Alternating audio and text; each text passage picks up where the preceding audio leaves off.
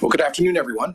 Today I'm here to update you on Alberta's fight against the fourth wave of COVID-19 and to announce necessary measures that we are taking to protect our healthcare system, to increase vaccinations, and to slow the spread. As you know, Alberta's healthcare system is being tested like never before. Hospitalizations and ICU admissions have soared in recent weeks, driven largely by folks who've been infected but had chosen not to get vaccinated. Yesterday, in fact, 8 people were admitted into intensive care units across the province with COVID-19, and all 8 of them were unvaccinated. Right now, Alberta's ICU beds are at 82% capacity, with new patients admitted every day. Without significant measures to increase capacity, we would have run out of bed weeks ago. We continue to do everything possible to care for patients and increase capacity to keep caring for Albertans. However, that is only half the battle. We also need to slow the spread so fewer people get sick enough to need hospital care. Let me thank the 220,000 Albertans who have stepped up to get their first dose over the past month, moving us from 78% to 84.5% of first dose coverage. Thanks as well to the 200,000 Albertans who came in to get their second dose of protection over the past month, moving us from about 69% to 75% of the eligible population being fully vaccinated in the past 4 weeks. Today, I am announcing that effective tomorrow, Alberta will be expanding the vaccine rollout in an important way. Starting at 8 a.m., all Albertans who are 75 years of age or older, and all First Nations, Inuit, and Métis people age 65 and older will be eligible to book appointments to get a third booster dose of vaccine. We're asking them to book these appointments as soon as 6 months has passed since their last dose. This change is based on the advice of the Alberta Advisory Committee on Immunization, and it means that more than 150,000 Albertans will be eligible for booster shots by the end of October. We're doing this because older Albertans remain uniquely at risk and will benefit from more protection. They're still incredibly vulnerable to ending up in hospitalized or even passing away from COVID-19, and so it's so important to provide this additional protection. We await the analysis and recommendations of both the National and the Alberta Advisory Committees on Immunization with respect to potentially broadening eligibility for booster shots to a wider segment of the population. To bend down the curve, we also need to reduce transmission. The measures that we put in place several weeks ago appear to be having a positive impact. We've seen active cases plateau recently, and they now appear to be declining somewhat, with the R rate last week dipping below a level of 1 for the first time in more than a month. This is certainly encouraging news, but the situation remains very serious. Our cases are amongst unvaccinated Albertans in particular. We see case growth amongst children from the ages of 5 to 11 years of age, especially in regions with low overall levels of vaccination. And that is why, acting on the recommendations of the Ministers of Education and Health, we are announcing new measures today to help to slow and prevent transmission at schools. We're taking action to protect students, school staff, and school communities while supporting vaccinations as the best defense against COVID-19. To do this, we'll ramp up rapid testing, initiate contact notifications, and increase the public reporting that families and many others rely on. We'll also be strongly encouraging schools to implement mandatory proof of vaccination policies for adult staff and visitors. Minister LaGrange will provide more details on these changes in a moment. Alberta has one of the best rapid testing programs in the country. We've deployed or committed millions of tests since COVID began, including using testing at long-term care centers, hospitals, and work camps. These tests work, and they are fast. That's why we'll use them to help protect both staff and students in schools province-wide. We'll start with schools that are experiencing outbreaks and are in under-vaccinated areas, and we'll build from there. We will be seeking 6 million antigen rapid test kits to help parents administer 2 tests per week to unvaccinated children, again, beginning in those higher priority areas, and then as supply permits, expanding that hopefully to all unvaccinated school children. By protecting our young people, we'll help to reduce the spread of COVID-19 in our schools and further into our communities.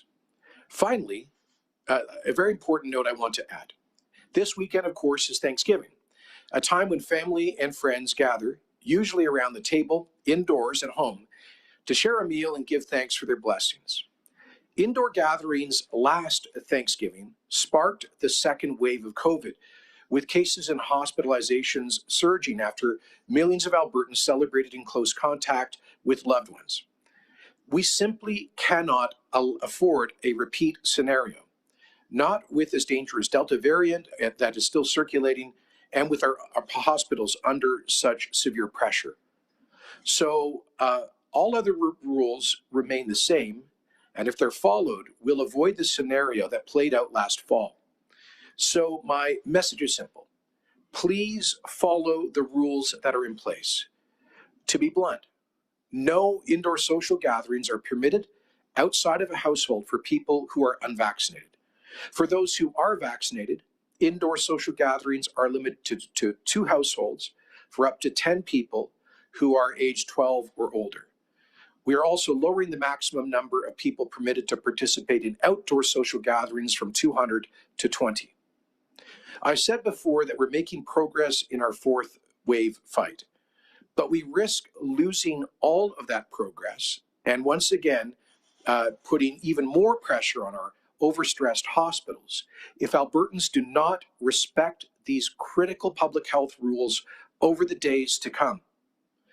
Together, we need to do everything we can to help ease the tremendous pressure on our healthcare system. And let us all show gratitude at Thanksgiving for our amazing frontline healthcare workers by limiting social contact, social interaction, and by following these public health rules. So that means being smart and being extra safe. It also means getting vaccinated as soon as you can if you are not yet.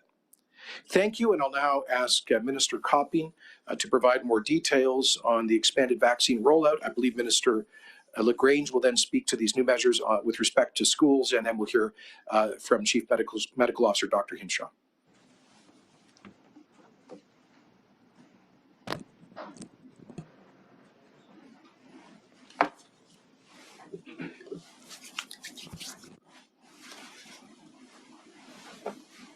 Thank you, Premier, and good afternoon, everyone. Before I outline Alberta's expanded vaccine rollout, I'd like to strongly support the new school measures that the Premier just announced. This 4th wave is testing us, and we must adapt accordingly. As a parent, I am concerned by the high case rates we're seeing in school-aged kids. It's clear that schools need to be a priority. So I want to thank both officials in my ministry and Alberta Education for working together to take steps to protect schools, including increasing rapid testing and public reporting. I've assured AHS that they will have whatever resources are needed to support this work, and I know they'll be working hard to ramp up in the days ahead. I'd also like to thank AHS and healthcare professionals across the province for their continued dedication in caring for Albertans during this extremely difficult time. I have one priority right now, and that's to help reduce disruption within our healthcare system. One of the keys to doing that is to get more Albertans fully vaccinated. We also need to adapt as new evidence emerges so that Albertans are getting the best possible protection from vaccines. That's why I'm pleased to announce that Alberta will start offering 3rd doses of COVID-19 to our most vulnerable groups. Starting tomorrow, October 6th, anyone aged 75 or older who received their 2nd dose at least 6 months ago can book an appointment to get an additional booster shot.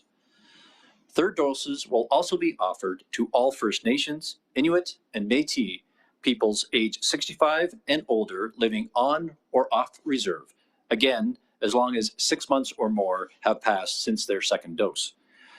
We are acting on the recommendations of the National Advisory Committee on Immunization and the Alberta Advisory Committee on Immunization. To avoid increasing pressure on AHS when they're already under so much strain, vaccines will be administered at participating pharmacies and physician clinics across the province. Appointments can be made by using the online booking system or by calling 811. Eligible people who live in First Nations will also be able to access third doses through health clinics on reserve. We're taking this step because evidence suggests it is necessary. With COVID-19 spreading rapidly, we want to give these Albertans and those most vulnerable to severe outcomes the best protection possible. This builds on the booster shots that we've already offered to people who are profoundly immunocompromised and to seniors in congregate care facilities. For the rest of us, the third doses do not appear to be necessary at this time. Anyone in the general population who receives complete 2-dose COVID-19 vaccine series can be confident that they have the strong protection against severe illness and hospitalizations due to COVID-19. Of course, we'll continue to monitor the evidence around the world and adapt our approach as needed. As many of you know, Pfizer has submitted preliminary data to Health Canada on use of their vaccine in those under age 12 and expects to apply for authorization later this month. We are watching this closely, and we're ready to move quickly if Health Canada grants approval. I want to assure Albertans that we'll continue to do whatever it takes to respond to this fourth wave. Now, we know that our low vaccination rate is the main driver of the demands on our hospitals. So I'm very pleased that more and more Albertans are stepping up to get vaccinated. Last month, the total number of first and second doses given was 54% higher than it was in August. That's a real change, and it means that we're not stuck at the current level. 75% of eligible Albertans have now gotten both doses.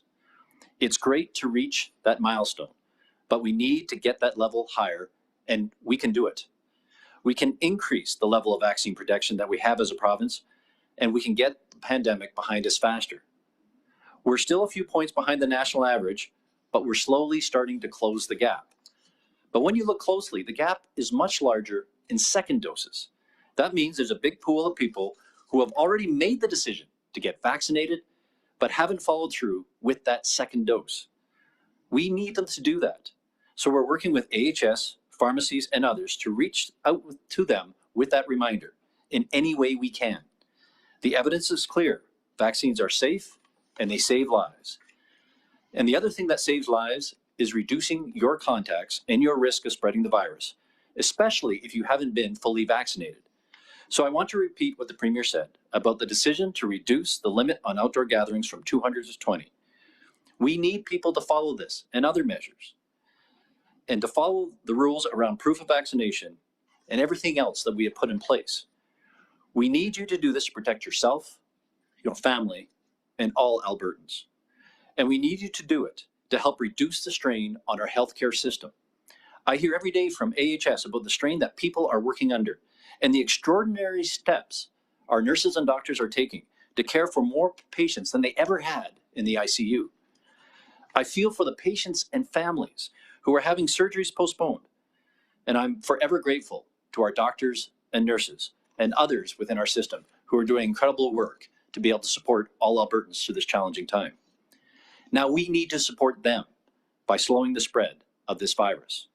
So please follow the rules over the holiday. And if you haven't made the decision to get vaccinated, please talk to a healthcare provider and get good advice. And if you've been putting off that second dose because you haven't had the time, now is the time. Just get it done for yourself and for all Albertans. And I'll now invite Minister LaGrange to provide more details on the new measures to help protect schools.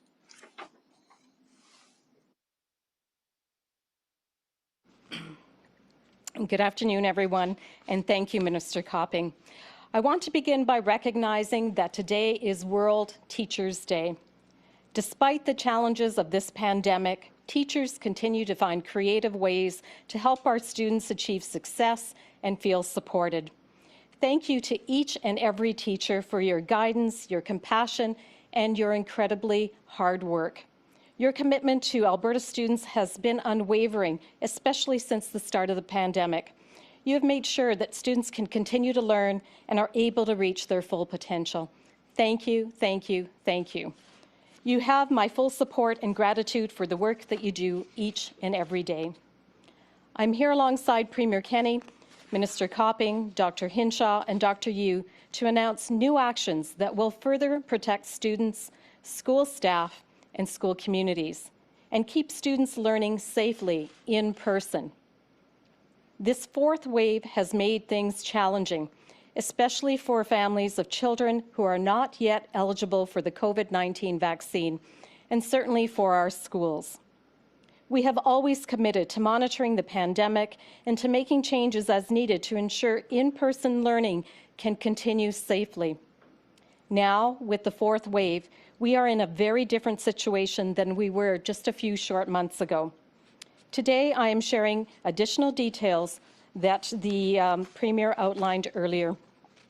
First, with the support of Alberta Health Services, we are initiating contact notification in schools across the province in a phased approach. School authorities will support an interim process for contact notification. This will begin after Thanksgiving on October 12th. We will be supporting school authorities as they determine close contacts of individuals who were infectious while attending school, and they will notify families of those close contacts. To help schools through this interim step, we will provide new guidance and share more information on alberta.ca/return to school. Over the long term and by mid-November, AHS will take over notifying parents of contacts within school settings. School authorities will help this AHS team to identify close contacts and will focus on school-based exposures only, such as identifying classroom contacts and close contacts through participation in school sports or extracurricular activities. Contact notification will not extend to positive cases, community activities, or out-of-school contacts. Turning to public reporting. Starting tomorrow, October 6th, Alberta Health will publicly report the name of each school with at least 2 COVID cases. I want to thank Minister Copping and his department for their work to provide families with this important information. Parents and guardians will be able to go online and see if their school has cases just as they did last year. Once 2 or more cases are reported in that school. COVID-19 outbreaks in school settings will now be reported at 10 or more COVID cases within a 14-day period that were infectious while at school, rather than reporting any respiratory illness or gastrointestinal illness outbreak with a 10% absenteeism due to illness. When AHS takes lead for contact notification, we'll see online reporting updated with the addition of an online map for alerts and outbreaks in schools. And there is another critical tool available, at-home rapid test kits. In kindergarten to grade 6, we will offer a targeted rapid test program for schools experiencing outbreaks of 10 or more cases of COVID-19 that were infectious while in school. This will give us another way to protect our youngest children who cannot yet be vaccinated by offering a screening tool for individuals who are asymptomatic. Every student and staff member at these schools will be able to access tests for free if they want to take part. This will give peace of mind to students, to families, and to staff. Parents will obtain testing kits from their child's school, and they will also be able to administer them to their children at home. These tests are fast and easy and will give parents more confidence sending their children to school. As a mother and a grandmother, I know that parents and guardians will have many questions about this program, and we will be answering those questions as we roll out the program later this month. I'm also reiterating the government's support for proof of vaccine policies, something that Premier Kenney announced on September 30th. I strongly encourage every school authority to require proof of vaccination or a negative PCR or rapid COVID test for all adults who enter a school, including staff. Minister Copping and I will be sending a joint letter to school authorities this afternoon, and we will be posting this communication online for Albertans to see. I want to be clear, this does not include students. A school authority cannot deny students access to education due to their immunization status. But I do hope that everyone who is eligible gets their vaccination as soon as possible. After all, vaccines are effective, they're safe, and they are saving lives. They also protect those around us, including children under 12 that cannot yet be vaccinated. Please, if you have not had your shots or know someone who is unsure, speak to a health professional right away. Our school immunization program for students and staff is still running, and it is even open to parents where there is enough supply.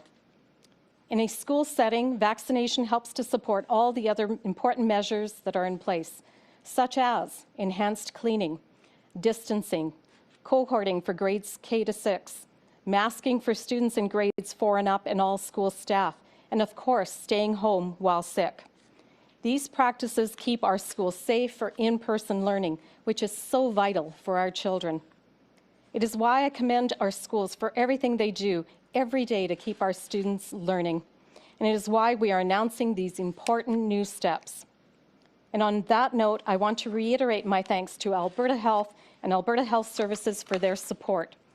And mostly, from the bottom of my heart, I want to thank each and every one of you in our education system for all that you do each and every day. Without you, our children could not learn in the safe environment that they are learning in. So thank you to all, and I'll now pass it over to Dr. Hinshaw for today's update.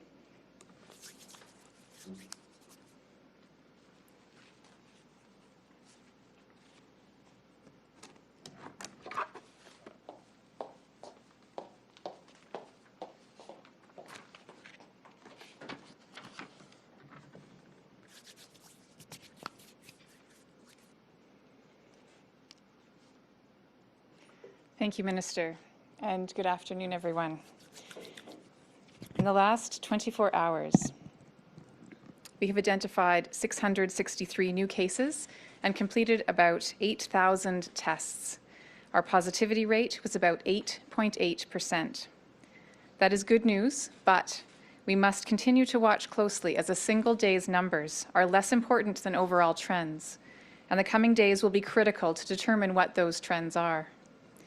Currently, 1,094 people are being treated for COVID-19 in hospital, including 252 in the ICU. I am saddened to report that 26 more deaths were reported to Alberta Health in the last 24 hours. My condolences go out to their loved ones and to anyone who has lost a friend or family member during this difficult time. I would like to briefly provide a few more details on COVID-19 spread in schools. As we all know, cases have been rising for the past several months. While this has impacted all ages, we have seen the highest age-specific rates recently in school-aged Albertans. While the majority of all of our cases are still in unvaccinated adults, currently those between the ages of 5 and 19 make up about a quarter of our active cases. To be clear, children who contract COVID-19 are still at a much lower risk of severe outcomes than adults. As of October 3rd, only about 1% of COVID patients in hospital are under 18 years of age, and less than 1%, only about 0.8% of ICU admissions are in youths.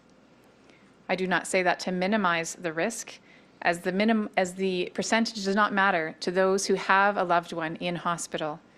However, it is important to reassure parents that even with our current numbers, there is a low likelihood of children becoming severely ill. We do know, though, that children can spread to others around them who may be susceptible to severe illness, including those in households. The current rate of high case rate requires special measures to help reduce transmission. We are focusing on schools right now because of the sharp rise in school-aged cases and the challenges involved in preventing transmission. Childcare and daycare centres have always had COVID-19 outbreak notifications to help operators and parents support and protect these smaller groups of children, and these processes remain in place. By introducing contact notification and public reporting in school settings, in combination with measures that are already present in classrooms, we now add new layers of protection to help bend down the curve and keep kids safe in the days ahead. This is why, as you heard, we are moving back to a case-based definition for outbreaks in schools. As Minister LaGrange announced, any school with at least 2 cases of COVID-19 who were infectious while in school will be listed online, and parents will be informed directly if there are cases in their children's school. Any school with 10 or more cases of COVID-19 who were infectious while at school during a 2-week period will be declared an outbreak. These schools will be listed on alberta.ca starting tomorrow. As you heard, we will also be providing an updated map similar to what we had last year in the next several weeks. While we are taking these steps to best support classrooms and in-person learning, the #1 way we can ensure children are protected is through vaccines. Right now, we have access to safe and effective vaccines, but only about 65% of youth aged 12 to 19 are fully vaccinated. As you know, we have been holding vaccination clinics in junior and senior high schools to improve accessibility, and we need to do everything we can to get these numbers higher. I encourage every parent and guardian to arrange to have their child fully immunized as soon as possible. This will not only help them have individual protection, but it will also help us protect our community, including children 11 and under.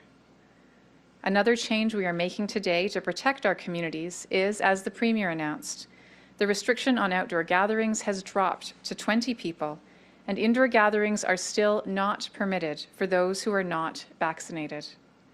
Even if everyone in a household has both doses of vaccine, indoor social gatherings must be limited to no more than 10 people, but the fewer people, the better.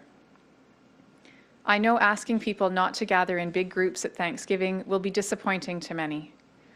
That's why I would like to end by talking to anyone who feels that since they are only one person, they are wondering if their choices really make a difference. You may be seeing others breaking the rules and think, why should I follow these measures if other people aren't? I want to tell you today that you matter.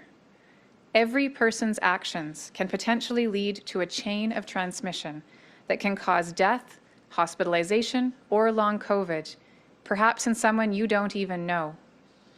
Your actions could also prevent or stop a chain of COVID transmission, which means you have saved lives and protected the healthcare system currently in crisis.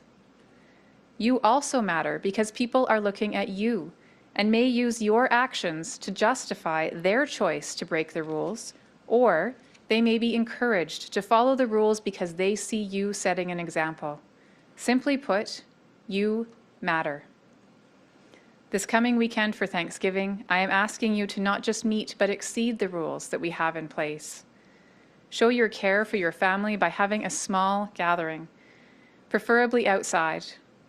Don't have any indoor gatherings unless you are 100% sure that everyone is fully vaccinated, and even then it must be no more than 10 people 12 and over from only 2 households. Do this for yourself, for your family, or if you need more motivation, do this for the healthcare workers who are giving every ounce of their energy to caring for people in critical condition, telling family that their loved ones have died, and struggling to keep the healthcare system running. Your actions have never mattered more, and they will make a difference. Thank you, and Dr. Yu will now provide an update on the healthcare system.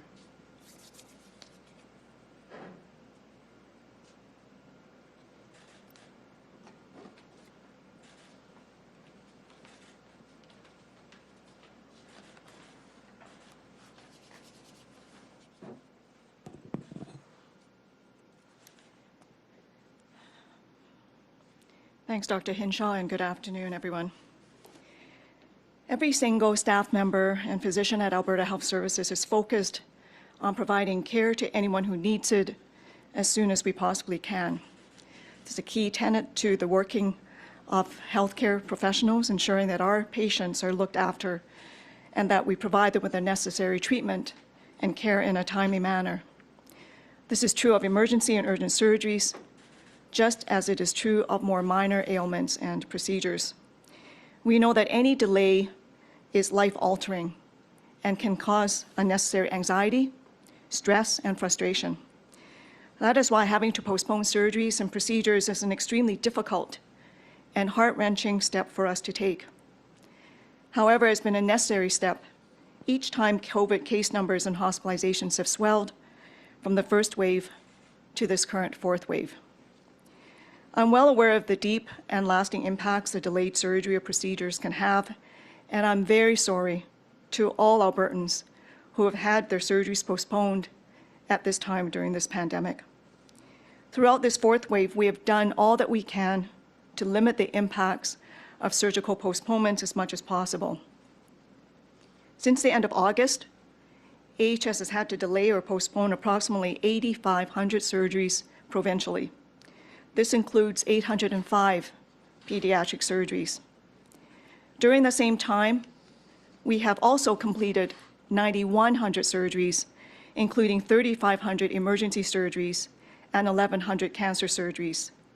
This means that despite planning for postponement of up to 75% of all surgeries, our teams have managed to complete more than 50% of surgeries in the past 3 weeks. This is a testament to our amazing teams who have, despite responding to unprecedented COVID numbers in acute care and ICU, also managed to perform as many vitally important procedures as possible. We are carefully increasing our surgical activity when COVID demand allows. For the past 3 weeks, we have been performing any emergency surgery that has to be completed within a 3-day window. We will continue to do that, but we are also slowly expanding when COVID demand permits us to be able to, so that we can now perform urgent cases that have to be completed within a 28-day window. We're also expanding the number of cancer surgeries being performed. This is dependent on critical care staffing and resources, and inpatient and ICU capacity required to continue to support the ongoing urgent pandemic response.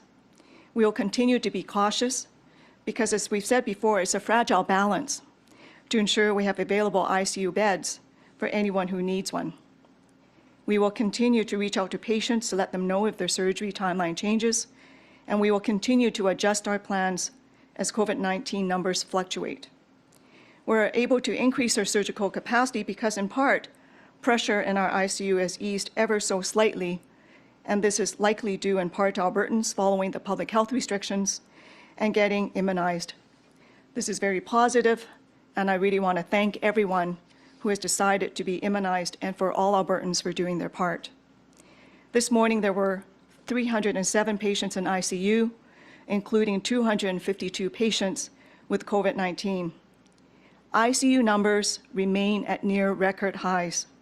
We currently have 374 general adult ICU beds open in Alberta, including 201 additional spaces. Provincially, our ICU capacity, including these additional surge beds, is at 82%. But without the surge beds, our provincial ICU capacity would be at 177%. Once again, I would like to thank our frontline teams for their tireless work in caring for Albertans. And I got to see some of this firsthand when I went and toured the ICU at the Royal Alexandra Hospital in Edmonton. Staff at the Royal Alex have expanded their ICU from a baseline of 25 beds to 43 spaces, including additional surge capacity. This included converting a surgical recovery room and a pre-admission clinic into ICU spaces. It was sobering to see physicians and staff caring for patients in these areas which were never intended to be ICU beds. This situation is playing out at most of our big urban hospitals across Alberta, and it is something that I never thought that we would experience. Nor did I ever think that we would need help from the Canadian military, and yet tomorrow, 8 Canadian Armed Forces nurses will begin orientation at the Royal Alexandra ICU. We also have nurses coming from the Canadian Red Cross who will be supporting care teams in Red Deer and some of our rural facilities, And this weekend, we expect to welcome a team from Newfoundland and Labrador who will help support Northern Lights Regional Health Centre in Fort McMurray. Seeing this gracious response from outside of our province makes me extremely proud to be Canadian. This is truly a national effort, and I'm deeply grateful for the help that is coming our way. The support will help to ease pressure on our hospitals and on our exhausted frontline physicians and staff, and it will help ensure that we have the ability to care for Albertans if and when they need it. You can also do your part. The best way to reduce the pressure on our hospitals is for every Albertan to get immunized. Getting vaccinated protects you against COVID and protects your loved ones, your communities, and your hospitals. There are still plenty of opportunities to get immunized. Please book online or call 811 and make an appointment. The vaccines are safe and effective. In fact, they're much safer than what some people are touting as an alternative. We've seen increased claims about ivermectin in the past week. Ivermectin is not a cure for COVID-19, nor is it an effective or safe treatment for people with the virus. Neither the veterinary nor the human drug versions of ivermectin has been deemed safe or effective for use. And use of this version of the drug to be used in the veterinary settings can pose seriously health problems if consumed by humans. There's a lot of misinformation about COVID-19 out there, and I strongly encourage all of you to do your research using evidence-based, well-regarding scientific sources. Don't believe everything you read or see on social media, and if in doubt, reach out to a healthcare professional or call 811. It's difficult to believe that we're heading into another long weekend and a Thanksgiving weekend while still dealing with very high cases of COVID-19. And last year we saw a spike in cases after Thanksgiving, largely caused by people coming together to mark the holiday. This is understandable. We yearn for human contact, particularly during this difficult time when case numbers are so high and yet necessary restrictions are in place. We all need to ensure that this doesn't happen this year. Our hospitals and our frontline teams do not have the capacity to handle another significant spike in cases. Please follow the public health restrictions, limit contact with people outside of your household, don't socialize if you're feeling unwell, and wear a mask. We have made some progress in reducing pressure in our healthcare system, but that was not without a price. And I thank you for all of you for your sacrifices. Let's make Thanksgiving a safe holiday, and let's all continue to support one another. Thank you. Thank you, Dr. Yu. We will now open it up to our Q&A portion of the news conference. We'll have questions in Calgary, Edmonton, and on the phones today. So if you have a question in the room, please just line up at the microphones. We'll start with the phones. Operator, can you please put through our first caller? Lisa Corbella, Post Media. Good afternoon. This question's for the Premier. We're only 13 days away from the upcoming municipal election, and the province has two provincial referendum questions on that. And I'm hearing from quite a few readers arguing that the province has got both questions wrong. Most Albertans, for instance, are not opposed to equalization in its entirety, just maybe in its unfairness to primarily Alberta. And few Albertans, it seems, want to eliminate equalization in its entirety, and yet that's what the question calls for. On the issue of daylight savings, experts in this field say that the question itself is wrong, and if Albertans vote yes to moving to permanent daylight savings time, that would be the very worst outcome for the health and safety of Albertans. So according to sleep experts, and I've spoken to one, messing with our clock and locking onto daylight time permanently will lead to more accidents, less productivity, more cancer, more heart attacks, more obesity, and more diabetes as a result of delaying sunrise in the winter. So, so the proper question would actually be, should Alberta move to a permanent standard time or natural time? So I guess my question is, are you going to look at this and change these questions before it's too late? Well, Alicia, there have been widespread, expansive consultations on both of these matters leading to these questions. First of all, we committed to Albertans to hold exactly this question on equalization in the last election campaign. It was, I believe, one of the most popular platform commitments that was endorsed by Albertans. And we further asked the Fair Deal panel to consult with Albertans on the right question to advance equalization reform, and this is the question that they recommended. We have seen in polls supermajorities supporting this question. The point of it is to get leverage for constitutional negotiations with the federal government about reform of the entire system of fiscal federalism which treats Alberta so unfairly. We've been clear about that from day one. This is about getting leverage, and it's about using a constitutional referendum as opposed to just a regular political mandate to force those kinds of negotiations, to give us real leverage in fighting for not just equalization reform, but reform of the fiscal stabilization program, additional funding under the Canada Health Transfer. And one of the most important aspects of this, of course, is to respect Alberta's jurisdiction over our economy and our resources in opposing, for example, Bill C-69. So we've been very clear about this since 2018 that this was our intention. In terms of the question on daylight savings time, again, there were widespread consultations led by Service Alberta last year. I believe that over 90% of those who completed surveys, which it was tens of thousands of people who responded, over 90% of them endorsed the recommended approach.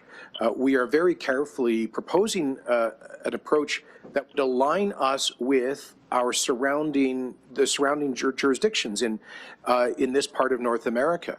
Alberta is not an island. But we have British Columbia has decided to do this. We would be aligned with Saskatchewan. Yukon is moving forward in the same direction. The state of Washington, the state of Oregon, the state of California are all moving in this direction. And so we can't be I think it would be imprudent for Alberta to go in the opposite direction from all of the jurisdictions in our part of North America. Now, this wouldn't necessarily mean immediate implementation. We would want to carefully watch what our neighboring jurisdictions are doing, ideally to go in tandem with them. But the option on the ballot is what we've consulted Albertans on. This is a final chance for them to have a say, as they did, I think, twice in the 1950s on this issue, and again, to do so in a way that would align with our neighboring jurisdictions. Alicia, do you have a follow-up? Yeah, my understanding, though, and looking back at what you said when you were running in the last provincial election in which you won, was when you talked about the equalization, you weren't talking about scrapping equalization, you were talking about getting a better deal. And that's not what this question says. So it doesn't seem that this is the idea that you've had out there since 2018. No, the platform, you can look it up online, it's still there. Alberta Strong and Free very clearly commits to a referendum on Section 36 of the Constitution, which is the principle of equalization. I've always said that I think the majority of Albertans support the concept of helping our fellow Canadians when times are good here and they're not good elsewhere. But we want to trigger negotiations on equalization and the broader question of Alberta's role in the Federation. So this is exactly what we committed to do. We're keeping our commitment. Operator, can you please put through our next caller? Matt Woodman, CTV.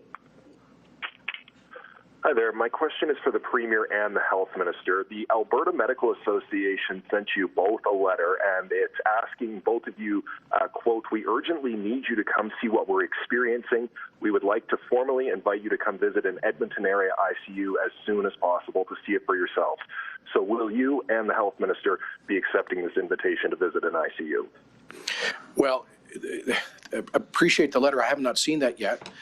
These are Government of Alberta hospitals, and I'm always very careful not to politicize the hospitals. We don't do photo ops and bring. In fact, we strongly discourage people from who are don't have to be there for clinical purposes from going in the hospitals. I'm acutely aware, speaking to physicians all the time and other healthcare workers, about the extreme stress that they are under. I've done videos to present to the public the kind of extreme stress our ICU nurses and clinicians are facing. I speak to that at this microphone constantly, and Albertans need to understand the extreme pressure that our frontline healthcare workers are under, which is exactly why we have taken extraordinary measures. For example, bringing in the proof of vaccination restriction exemption program, banning indoor social activities for people who are unvaccinated, limiting indoor social activities for vaccinated people to 2 households and no more than 10 people, bringing in strict capacity limits for a wide range of social and economic activity, including the exercise of the constitutionally protected freedom of worship, a province-wide mask mandate, the mask mandates and other safety protocols that have been brought into schools, and many, many other measures. Thankfully, with the rate of transmission now coming below 1, and we see the numbers appear to be trending in the right direction, but we, in terms of cases, but we still have far too much pressure on the healthcare system, which is why we are making an urgent call to Albertans to respect and comply with the public health measures as we approach the Thanksgiving holiday. It's also why we're taking these additional measures in the schools, and it's why we continue to do everything possible to drive up those vaccine numbers. Matt, do you have a follow-up? If the health minister could answer that question as well, because the invitation was extended to both of them. Thank you.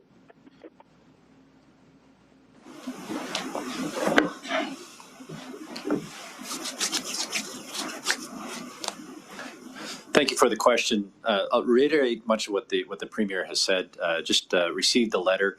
I fully appreciate and even though I'm not on the front lines, speaking with Dr. Yu and the Premier and other cabinet ministers, quite frankly, on a daily basis, to understand the capacity and the constraints that we have. I hear the doctors and the challenges that they have. Again, going into a hospital at this juncture in time, it may not be appropriate because it'll interfere with the important work that they're doing.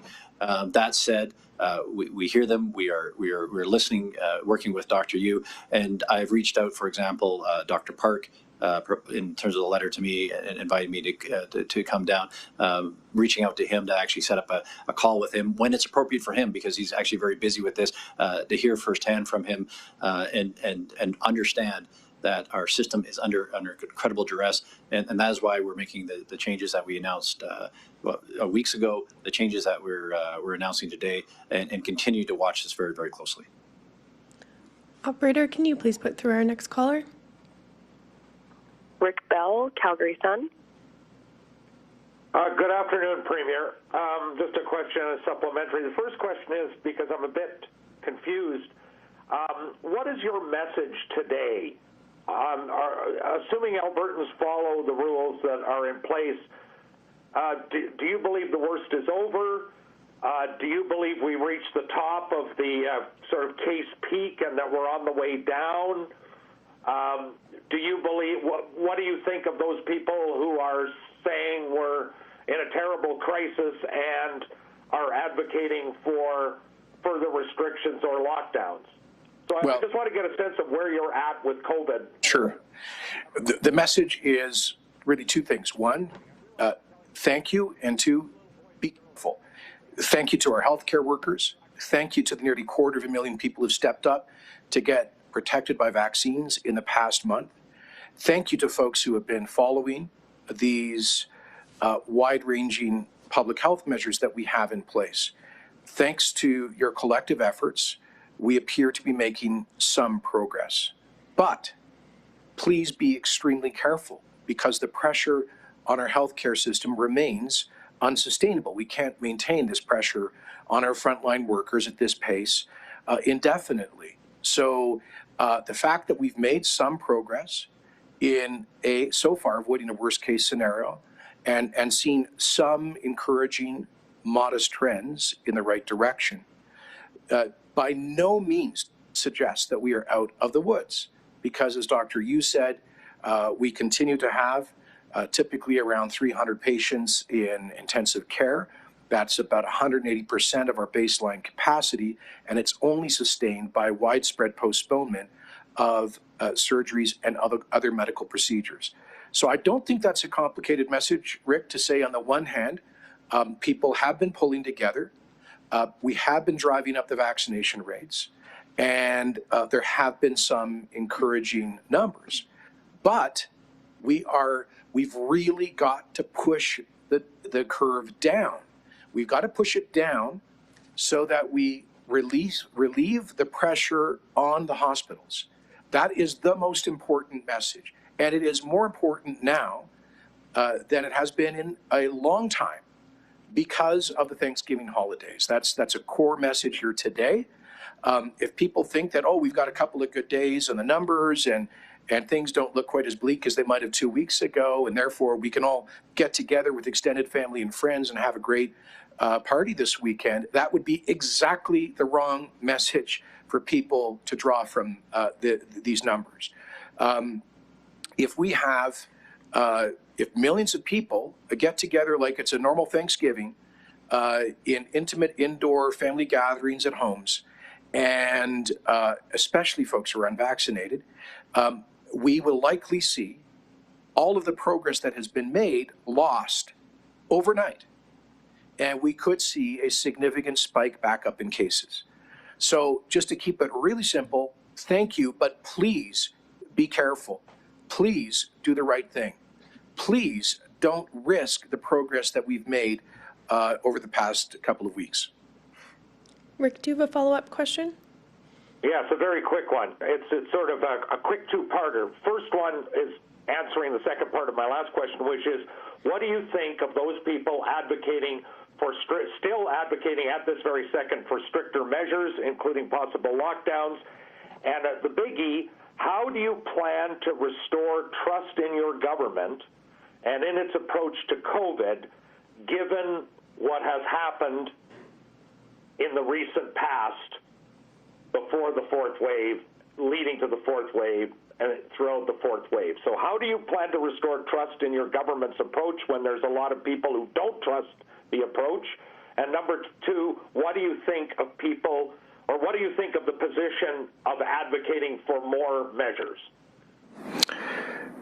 Well, I respect that people have strongly held views on the right thing to do. As we know from the beginning, there's been a real polarization of those views here in the province. We listen respectfully to all of the different views. We look very closely at the data. We listen to public health advice, and we make the decisions that we think are most appropriate to protect our healthcare systems, protect our hospitals in a way that is realistic. By which I mean that the single greatest likely cause of transmission as we head into Thanksgiving in the fall would be indoor social activity amongst folks who are not vaccinated, which is not permitted. So really this comes back to 4.5 million Albertans, particularly the few 100,000 who are unvaccinated. Our future and the capacity of our healthcare system is ultimately in their hands, as Dr. Hinshaw said, the hands of every individual in the choices that they make. We're trying to inform those choices with clear public health measures, and I desperately hope that those Albertans will listen and take this very seriously. All we can do as government is make the best decisions that we can based on the circumstances that we are facing. When we introduced a series of wide-ranging public health measures last month, we did so because we had to. We had to bend down this fourth curve. There is some encouraging data to say Albertans are rising to that challenge, but we have a long way to go yet. So really, this comes down to the decisions that Albertans will make individually. We hope that when they make those decisions, they'll be mindful of the often heroic work being done in the front lines of our hospitals. And as I said, the best way that they can give Thanksgiving is to act carefully over the days and weeks to come. Operator, can you please put through our next caller? Ashley Joanno, Post Media. Hi, these are questions for Dr. Hinshaw. In your September 23rd briefing, you said that because of the current restrictions that exist that don't require close contact to self-isolate, doing something like contact tracing in schools would violate privacy concerns. I'm wondering what's changed and whether students who are close contacts will now be required to self-isolate. Thank you. Yes. So in order to facilitate the change, we will be implementing a CMOH order that requires an entire classroom of children. If there are 3 or more cases infectious within a classroom in 5 days, then that class will need to be moved into online learning for 10 days time period. And so we will be initiating an order to facilitate the contact notification process that we're putting in place. And we are focusing on schools, as was mentioned earlier, as a location where, particularly in that younger age group, you have those groups of kids who are not yet able to be vaccinated coming together on a regular basis. And so we are really focusing the contact notification on that location. And we are using again, the fact that we need this extra level of public health protections and the interventions that we're going to be putting in place built into a CMOH order for public health purposes. And so that is the framework under which we're doing this particular change. Your follow-up, Ashley? I do, thanks. So I believe it was last month you gave a presentation to doctors in which you talked about how complicated it would be to ramp back up contact tracing. Essentially, your argument, if I understood it correctly, was that you would need a certain amount of manpower and Alberta needed those resources elsewhere. I appreciate that this isn't a full ramp up, but can you give me a sense of how many extra people are going to need to be hired to do this level of contact tracing and where those people are coming from? Sure, and that's accurate that one of my concerns with respect to resuming contact tracing in all settings is the number of healthcare professionals that would be required to support that effort, and the fact that right now it's all hands on deck to support acute care. And we know that in some instances, public health nurses are needing to be deployed into acute care settings to support that particular effort. I don't have the specific number of individuals who are going to need to be recruited within AHS, but it's my understanding that they will be using the model that they developed previously, which does require some healthcare professionals working with others who are not healthcare professionals in a team model to try to minimize the impact that has on the healthcare workforce. And again, focusing on schools in particular, as we have seen over the last several weeks, that 5 to 11 age range has the highest age-specific case rate in the province. So again, it's still important when we're looking at contact tracing broadly to recognize those trade-offs. But at this point in time, we want to utilize those resources in that team-based model to be able to support this additional effort in schools to further minimize transmission in those locations. Thank you. Operator, can you please put through our next caller? Emily Mertz, Global News. Hi, thanks for taking my question. It's for either Minister LaGrange or Dr. Deena Hinshaw.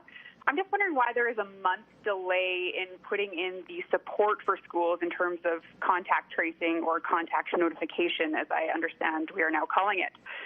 Why are you leaving it up to the responsibility of schools until mid-November when many boards are telling us that they need that support now? Is it, as we just talked about, is it a staffing constraint issue? Maybe I'll start, and then Minister LaGrange, if you have comments. So one of the things that you may recall I spoke about a week or two ago in an availability was the fact that we were looking closely at what kinds of additional measures might be needed in schools.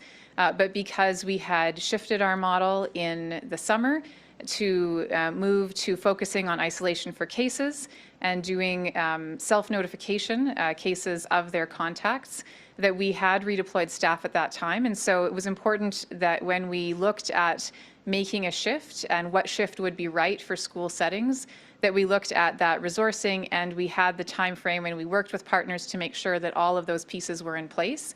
It will take 4 to 6 weeks to hire back the healthcare staff to be able to have healthcare resources to do the contact notification in a school setting. And so it was important to be able to work to figure out what those interim processes would be. And so again, the exact framework of what the public health interventions would be, how the notifications would work, how the reporting would work, how we're going to implement test processes, all of those needed to be detailed before we could bring that forward today.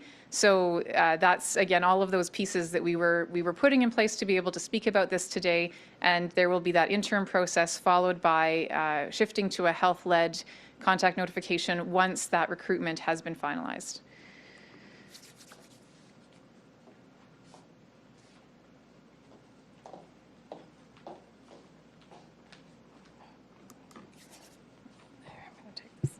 Thank you, Dr. Hinshaw. And I'll just add to that, given the fact that, as Dr. Hinshaw said, it is not that easy to just flick a switch and start contact tracing. Again, we are going to have contact notification starting next week, and so within our schools, the administrators will be getting information from AHS and then pursuing the close contacts of individuals who are contagious within our schools. Again, only within our schools, and this is very similar to what took place last fall when AHS was looking to ramp up contact tracing, and administrators and school staff had to step in to just do that extra little bit. So we are very confident that with this phased approach, we will be able to return to where we were at similarly, but slightly different than we were at last year. Emily, do you have a brief follow-up? Yeah, thanks. I just wanted to see if the minister or Dr. Hinshaw could go over again who has access, which schools, parents and students have access to those rapid tests, you know, what areas are considered lowest risk of vaccination uptake, and then is it outbreak schools, I think you said? We will certainly start with outbreak schools, particularly in the K to 6 school age range, so that would be for outbreaks of 10 confirmed cases that were contagious within a school setting. And then obviously, as we have more availability of tests, we will expand that program out. Okay, so I'm hearing we don't have anyone in person in Calgary, so I think we'll take one more from the phones and then we'll take our last question here in Edmonton. So operator, can you please put through our last caller? Adrienne Williams, CBC French. Hi, my question is for Premier Kenney. I'll ask it in French. Monsieur Kenney, est-ce que vous pourriez expliquer à quel point la sévérité de la situation à l'approche de l'Action de grâce de Thanksgiving et pourquoi vous décidez de mettre en place ces nouvelles mesures dans les écoles? Oui. So the question was, how would I characterize the current situation as we approach Thanksgiving, and please explain the new measures in schools. Alors, heureusement, nous avons vu une diminution de nouveaux cas en Alberta dernièrement, et j'aimerais remercier les Albertains qui ont agi de façon responsable, et particulièrement les 200 000 qui ont été vaccinés dernièrement.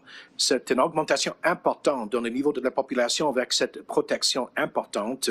Mais cela étant dit, nous nous inquiétons sérieusement de la possibilité d'une autre vague provenant des réunions familiales pendant la fête de l'Action de grâce ce week-end.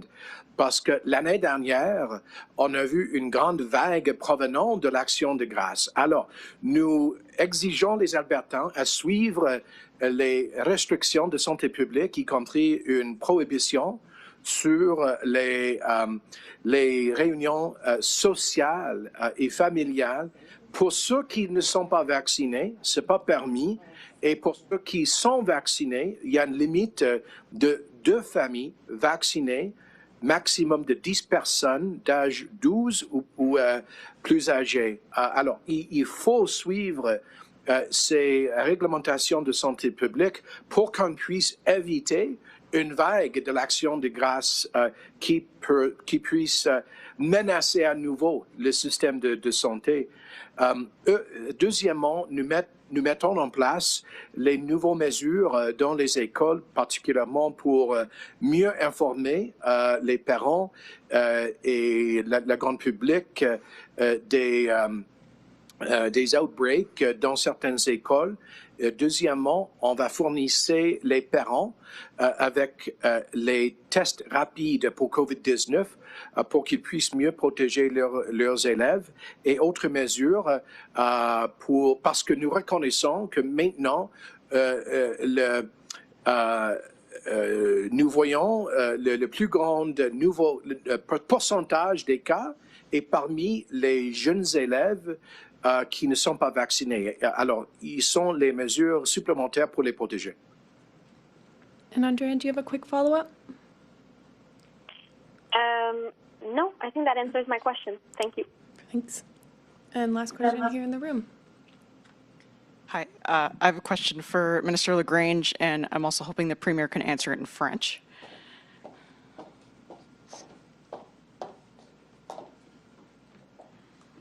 Sorry, it's Janet French from the CBC. I didn't say that.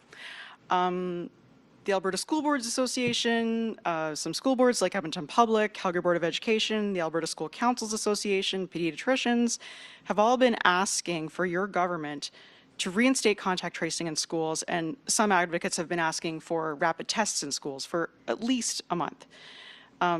Now you're here announcing these measures, and the Edmonton Public School Board says, yeah, that was a month ago. We're too late. We need a 2-week shutdown because the situation in schools is so dire. What took you so long to act while so many kids were exposed in school and then went home and exposed their families? We have always maintained that our first priority is the safety and security of our students and our staff, and that will always be our number one priority.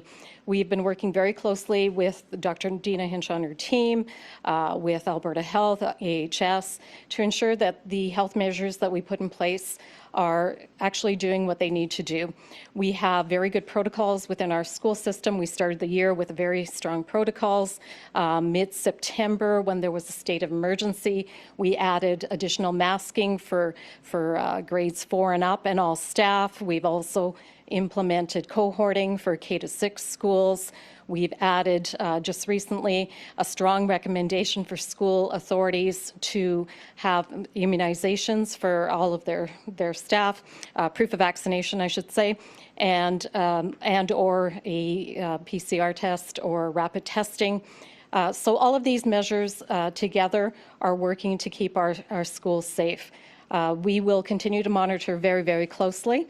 And if additional measures are required, we will absolutely do that. Right now, we have 9 schools that have transitioned to online learning for operational reasons. That's 9 out of 2,415 schools. Okay, I'll try. There's a lot of content. I'll try in French. Maintenant, il y a 9 écoles de 205. Maintenant, il y a 9 de 2500 écoles qui sont sur l'éducation en ligne à cause des outbreaks, mais nous avons mis en place plusieurs mesures pour protéger les élèves et les personnels, y compris les enseignants, y compris évidemment le mandat des masques et toutes sortes d'autres mesures. Aujourd'hui, nous prenons les mesures supplémentaires à la suite de semaines de travail entre le ministère de l'Éducation et de la Santé, y compris évidemment la provision des tests rapides et un renforcement du système de contact tracing. Sorry, my vocabulary is not great on that. Thanks. You didn't actually answer my question about why it took so long, though. And I also just have a follow-up for Dr. Hinshaw. I believe we did answer your question. We have continued to monitor very, very closely as there was a state of emergency in mid-September called. We added additional measures in all grade levels, and we continue to add measures as I've introduced today, and we will continue to do what is required to keep our students and our staff safe. And I'll ask Dr. Hinshaw to come forward for your subsequent question. For Dr. Hinshaw, I'm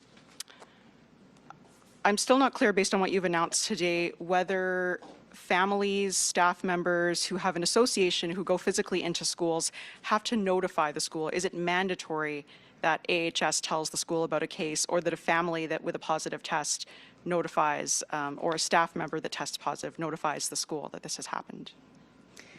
So with the implementation of the new CMOH order, there will be notification from the health authority. So AHS will notify the school directly when there are cases that have been infectious while in a school.